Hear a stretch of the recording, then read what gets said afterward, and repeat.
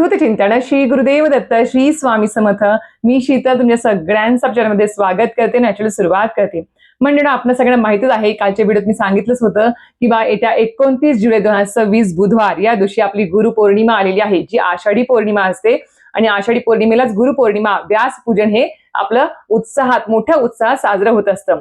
आणि अजून एक मी इथे नोटीस करेल ते म्हणजेच काय, काल मी पहिला व्हिडिओ गुरुपौर्णिमेनिमित्त जी स्वामींची सगळ्यात आवडती सेवा आहे ती म्हणजे श्री स्वामी चरित्र सारामृत या ग्रंथाचं पारायण याबद्दल माहिती कालच्या व्हिडिओत दिली होती। त्या व्हिडिओला खूप जणांचा इंस्टाग्राम असेल, फेसबुक असेल किंवा युट्यूबवर असेल खूप छान मोठ्या प्रमाणात प्रतिसाद मिळतो आहे। खूप जणांचे त्याच्यावरती कमेंट्स येत आहेत, काही जणांचे अनुभव येत आहेत। खूप छान वाटलं आणि मी एकच सांगेन की प्रत्येक कमेंटला मी उत्तर देत आहे। त्यामुळे जे काही प्रश्न पडत असतील ते नक्कीच मला विचारा, मी त्याचं तुम्हाला प्रत्येक प्रश्नाचं उत्तर देणार किंवा अजून एक पर्याय म्हणजेच काय, ते सर्व प्रश्न तुम्हाला जे काही पडले आहेत ते सगळ्या प्रश्नांवरती एक पुढे जाऊन मी व्हिडिओ बनवेल आणि ते सगळे प्रश्न त्याच्यामध्ये कव्हर होतील आणि त्याचं उत्तर तुम्हाला सविस्तर देखील मिळून जाईल। तर मंडळींनो, आजचा व्हिडिओ जो आहे तो पण अतिशय महत्त्वपूर्णच आहे आणि गुरुपौर्णिमेनिमित्तच आहे।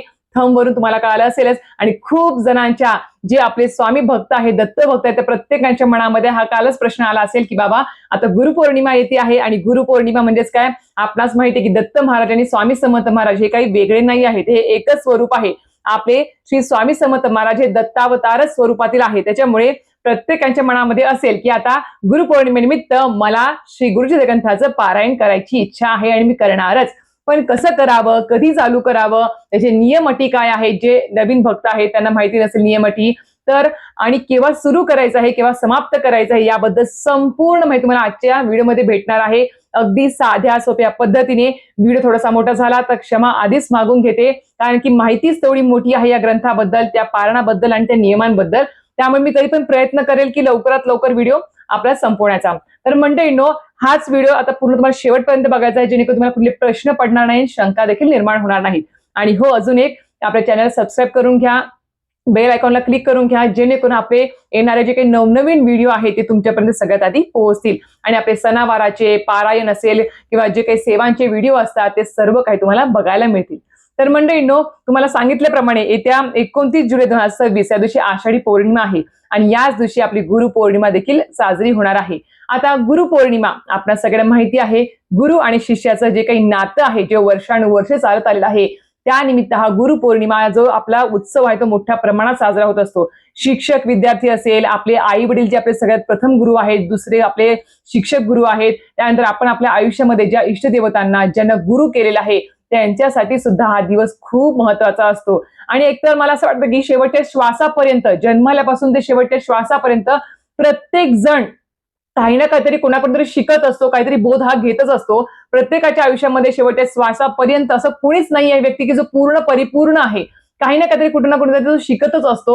आणि त्यासाठीच मी एकच सांगेन की आपल्या आयुष्यामध्ये अध्यात्म असणं आणि गुरु असणं खूप गरजेचं आहे, तरच आपल्या आयुष्याला योग्य मार्ग मिळतो आणि योग्य आपल्याला म्हणजे म्हणतात ना की त्या मार्गावर चालण्याची संधी मिळते। कारण की ज्यांच्या आयुष्यात गुरु नाही, ज्यांच्या आयुष्यात अध्यात्म नाही, त्यांना काय करावं, संकटातून अडचणीतून बाहेर कसं पडावं हे देखील त्यांना कळत नाही, कारण की त्यांना पूर्ण ब्लँक असतं, काहीच नाहीये ना, मार्ग दाखवण्यासाठी कोणीच नाही तुमच्या आयुष्यामध्ये ना। तुमची फक्त रोजची देवघरातली देवपूजा केली म्हणजे झालं का, तर नाही। आपल्या आयुष्यामध्ये अध्यात्मच म्हणजे काय, आपल्या गुरूंची सेवा, आपल्या कुलदेवी कुलदेवतांची सेवा, आपल्या पितरांची सेवा ही आपल्याकडून झालीच पाहिजे, तरच तुमचे 100% सर्व प्रश्न मार्गी लागतात।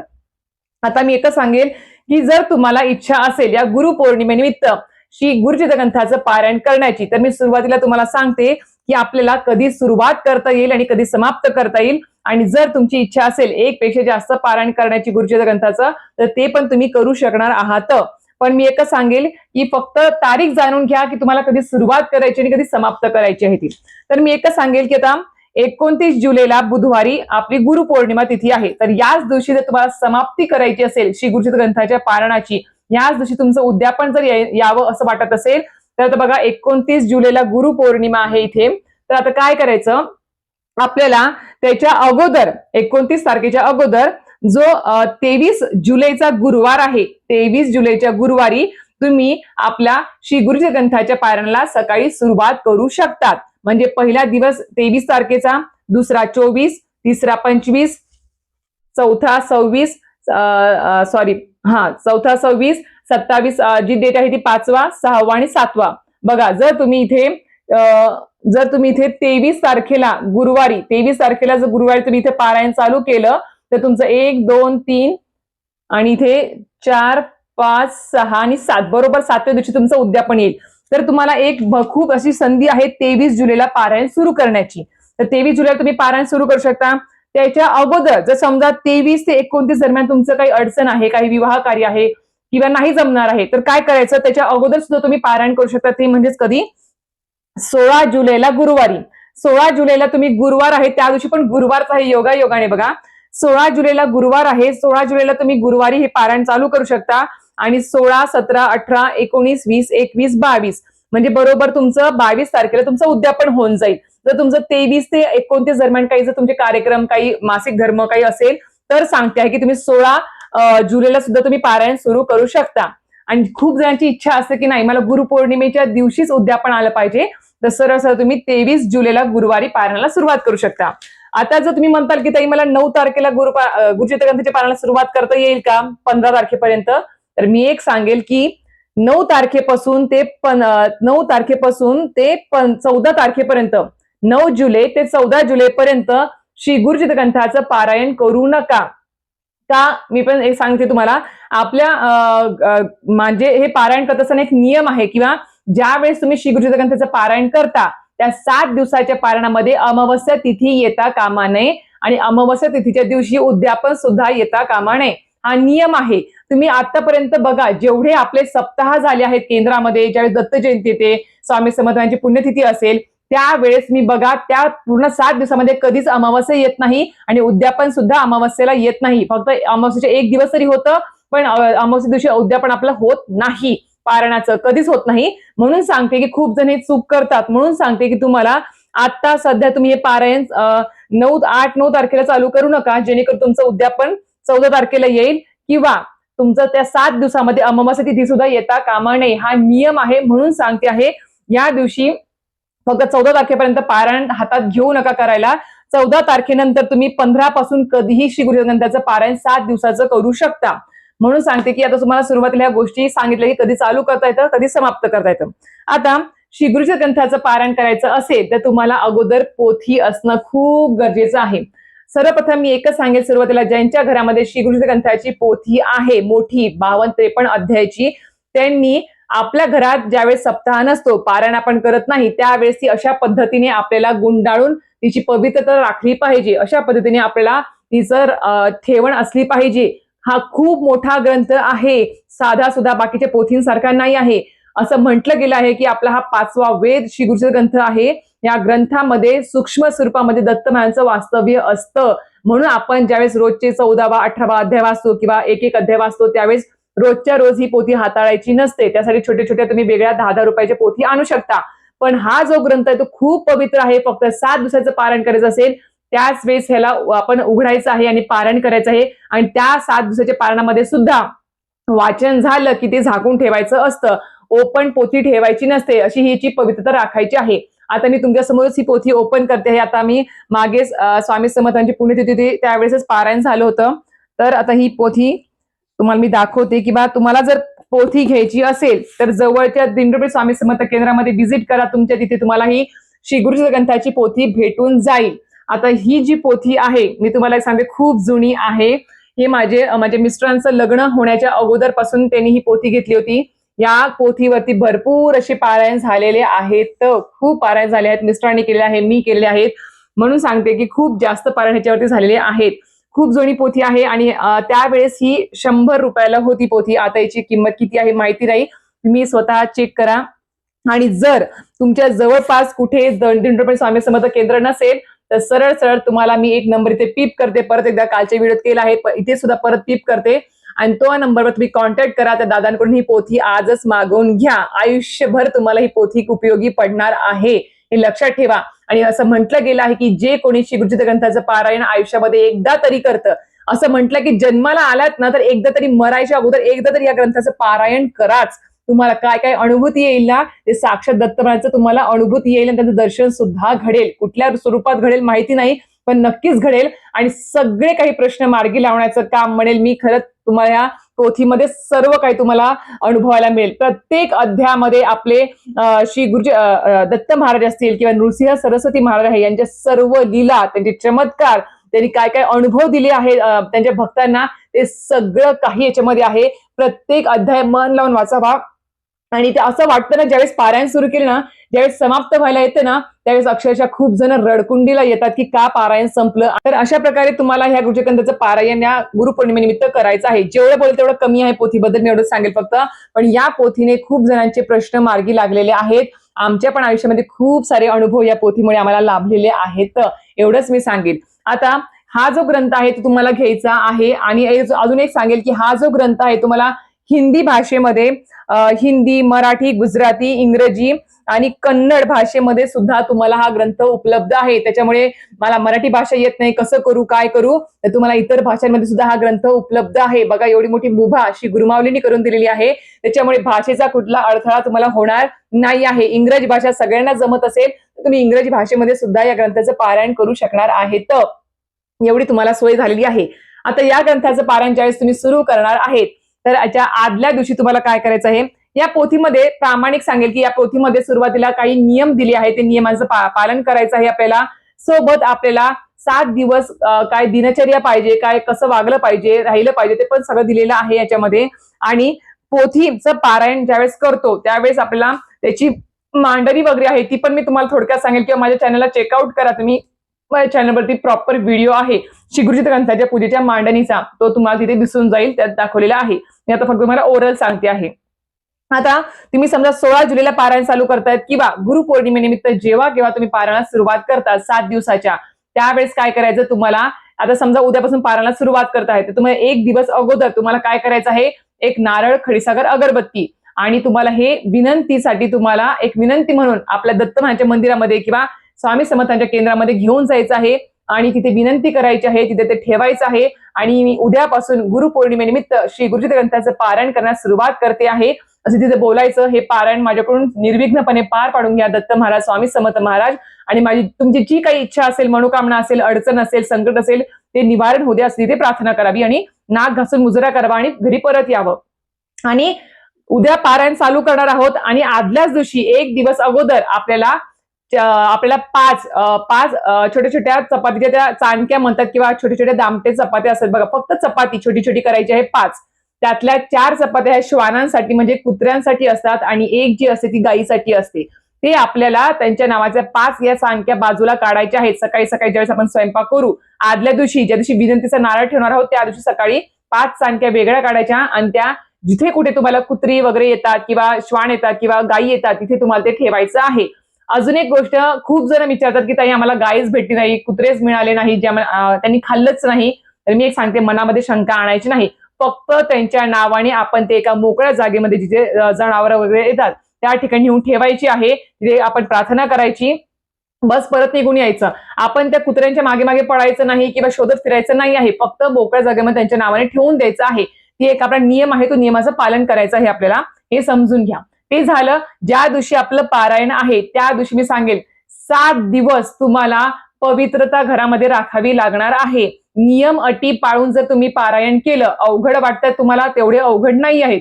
एकदा तुम्ही पारायणाला सुरुवात केली आणि नियमांना धरून सुरुवात केली ना, तुम्हाला वाटतील की अरे हे गुरुजी ग्रंथाचे पारायणच ते नियमच खूप चांगले होते, आपण रोजची जी दिनचर्या जगतो ना ती खूपच व्यर्थ आहे असं तुम्हाला वाटेल.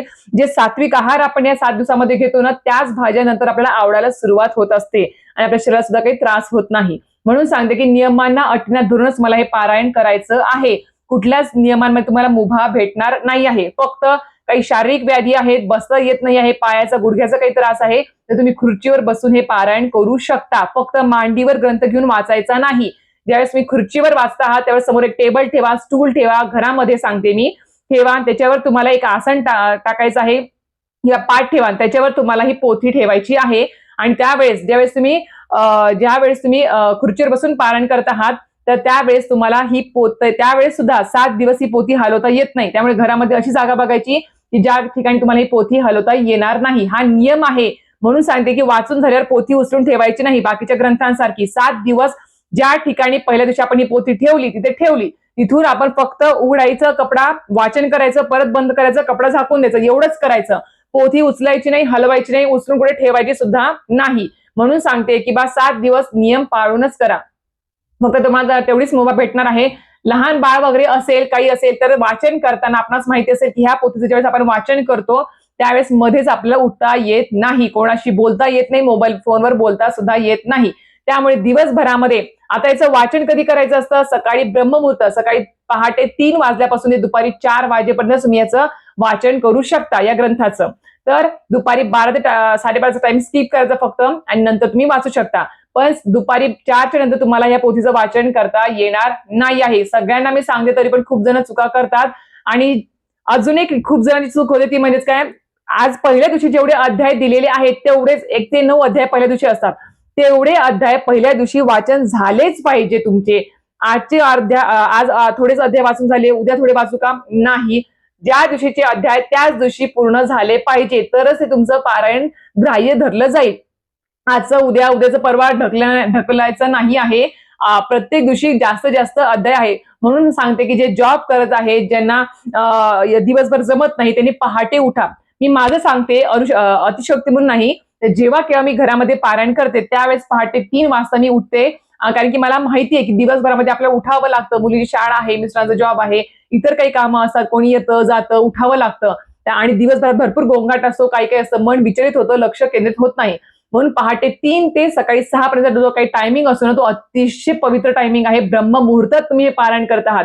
आणि ब्रह्ममुहूर्तात ज्यावेळेस पारायण करतो त्यावेळेस फक्त आणि फक्त दत्त महाराज, स्वामी महाराज आणि आपणच असतो, बाकी कोणी नसतं. बाकी सगळेजण झोपलेले असतात. आणि त्या सकाळच्या ब्रह्ममुहूर्तामध्ये आपण नामस्मरण करतो आहे, स्वामींच्या कथा वाचतो आहे, पारायण करतो आहे, यापेक्षा नशीब काय असेल बघा, विचार करा. आणि आपलं लक्ष सुद्धा केंद्रित होतं आणि उठावं सुद्धा लागत नाही.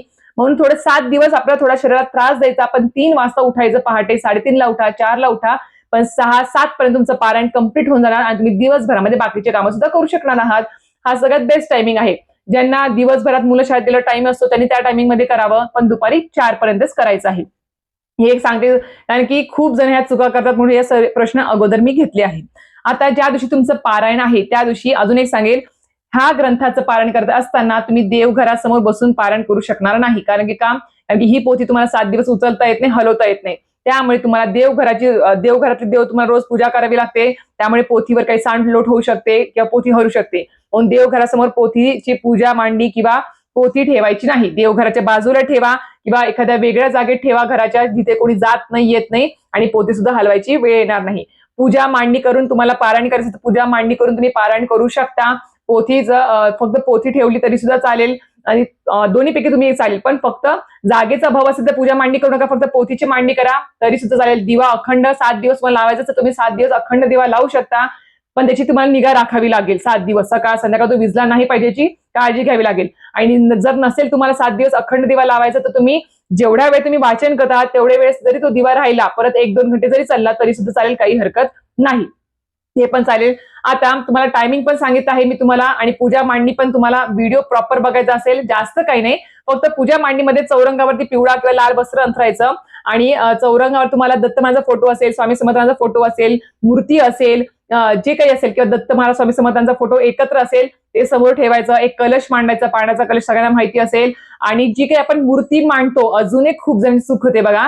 7 दिवस ज्यावेळेस आपण पूजा मांडणी करून हे पारायण करतो त्यावेळेस 7 दिवसामध्ये जे काही आपण फोटो मूर्ती जे काही मांडल्या आहेत पूजेमध्ये त्या चौरंगावर, त्यांना रोज फोटोला पुसायचं असतं आणि अष्टगंध लावायचा असतो. मूर्ती असेल तर रोज तिला स्नान घालायचं असतं, आंघोळ घालायची असते स्वामीच्या मूर्तीला, दत्तमाच्या मूर्तीला, आणि परत त्यांना अष्टगंध, फुलं वगैरे सगळं काही बदलून आपण सगळं काही नवीन अर्पण करायचं असतं. फक्त कलशाला हात लावायचा नाही, कलशाचं तसंच, कलशावरचं फक्त फुल चेंज करायचं असतं.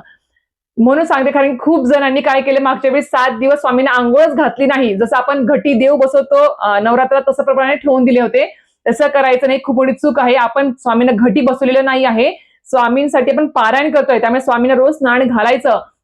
भले कुठले मंत्र सुद्धा नाही, फक्त श्री स्वामी समर्थ म्हणून जरी मूर्तीवर स्नान घातलं, दत्तांच्या मूर्तीवरती अवधूत चिंतन श्री गुरुदेव दत्त किंवा दिगंबरा म्हणून स्नान घातलं तरी सुद्धा चालेल, काही हरकत नाही. अजून एक प्रश्न येतो तो म्हणजेच काय, ताई देवपूजा अगोदर करायची का आणि मग पारायण करायचं का? सकाळी पहाटे पहाटे कसं होणार, धावपळ होते, उशीर होतो.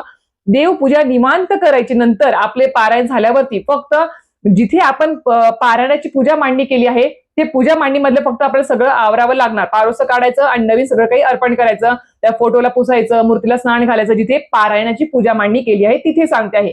बाकीची जी काही रोजची देवपूजा आहे ती आपण नंतर जरी केली निवांत तरी सुद्धा चालेल, गडबडीत देवपूजा करू नका, कारण की ते देव आहेत ना की कुठले आपल्या खेळभांडी, त्याच्यामुळे आपल्याला ते व्यवस्थित प्रॉपर देवपूजा झाली पाहिजे, त्यासाठी निवांत वेळ तुम्ही नंतर देऊ शकता. आता येतं ते म्हणजेच काय, तुम्हाला टायमिंग सांगितल्या, सर्व गोष्टी सांगितल्या आहेत. आता येतं ते म्हणजेच काय, नियम अटी. तर नियम अटी मी तुम्हाला एकच सांगेल की याच्यामध्ये तुम्हाला 7 दिवस एकच धान्य खावं लागतं. गहू तर गहू म्हणजे चपाती तर चपाती 7 दिवस, ज्वारी म्हणजे भाकरी तर भाकरी 7 दिवस सकाळ संध्याकाळ, आणि तांदूळ म्हटल्यावर भात किंवा तांदळाची भाकरी सकाळ संध्याकाळ तुम्हाला तेच खावं लागेल 7 दिवस. म्हणून धान्य निवडताना प्रॉपर सकाळ पहिल्या दिवशीच तो निवडावा, व्यवस्थित निवडावा. आणि कांदा लसूण विरहित तुम्हाला भाज्या खायच्या असतात 7 दिवस. त्याच्यामध्ये तुम्हाला भाज्या प्रॉपर फक्त वांग जे उष्णता वाढवतात त्या भाज्या फक्त 7 दिवस खाऊ नका, तुम्हाला त्रास होऊ शकतो. कारण की 7 दिवसामध्ये आपण जे काही पारायण करतो आहे या ग्रंथाचं, त्याच्यामुळे आपल्या शरीरामध्ये एक उष्णता वाढलेली असते, कारण की ऊर्जा वाढते. त्याच्यामुळे सांगते की त्याच्यातल्या सगळं शब्दामध्ये ऊर्जा आहे ती आपल्या सामावते, म्हणून आपल्याला त्रास होऊ शकतो. म्हणून आपण उष्णतावर्धक ज्या भाज्या वगैरे आहेत त्या खायचं आपल्याला टाळायचं आहे. म्हणून आपल्याला कांदा लसूण वर्ज्य करायचा असतो, मसाले वर्ज्य करायचे असतात. फक्त भाजीमध्ये आपल्याला हळद तिखट मीठ एवढंच टाकायचं आहे. जिरे मोहरीची तुम्ही फोडणी देऊ शकता, बस एवढंच करायचं आहे. बाकी त्याच्यामध्ये काळा मसाला असेल, कांदा लसूण मसाला असेल, हे काही टाकायचं नाही आहे. आणि कांदा लसूण सुद्धा वापरायचा नाही आहे आपल्याला.